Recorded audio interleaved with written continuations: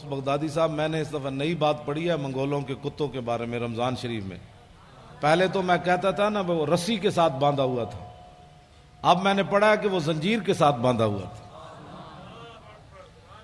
जंजीर के साथ बांधा हुआ था जब पादरी ने हुजूर के खिलाफ बात की।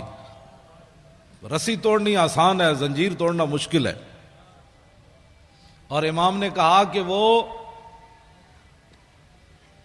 अजीज़ुन अलैह, हलाकू खां वो जो था ना उसका वजीर खजाना, ये उसका कुत्ता था, ये भी वजाहत आई।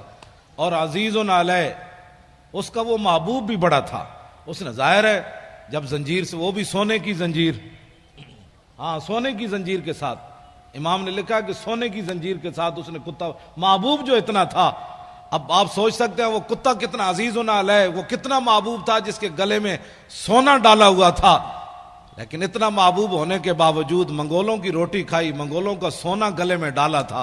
जब हुजूर के खिलाफ बात हो गई ना, उसने सोना देखा कि ये पतरी सोना दोबारा मिलेगा कि नहीं। मैं इनके मेहमानों को पढ़ने लगा हूं, ये देखता है। मैंने कहा लाखों सलाम हो कुत्ते तेरे ऊपर भी, ना तूने सोना देखा, ना तूने हालात देखे, ना तूने अपने मुहिब को देखा कि ये मेरा कितना मुहिब है जो मुझे सोना। अब उसको खाना कैसे खिलाता होगा जिसके गले में उसने सोना डाला हुआ था।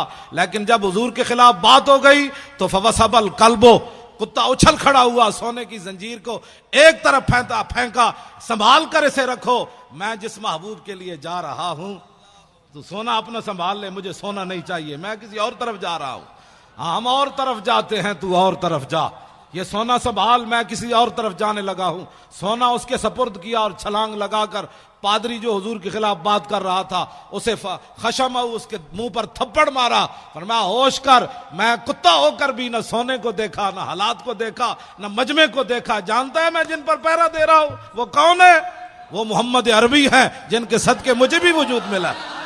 नारे तकबीर, नारे रिसालत, लब्बैक लब्बैक लब्बैक या रसूल अल्लाह, लब्बैक लब्बैक लब्बैक या रसूल अल्लाह, लब्बैक लब्बैक लब्बैक या रसूल अल्लाह।